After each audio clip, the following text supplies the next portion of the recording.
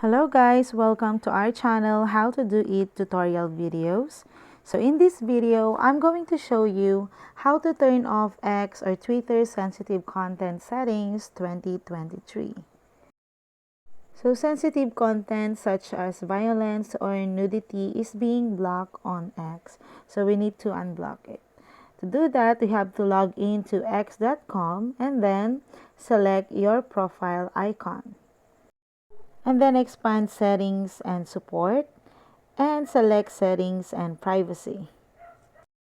In here, select privacy and safety and then select content you see.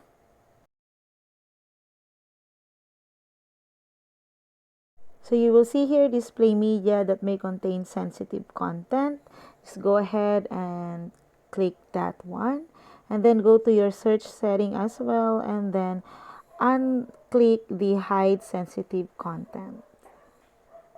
So you need to check this box here, the display hide sensitive content.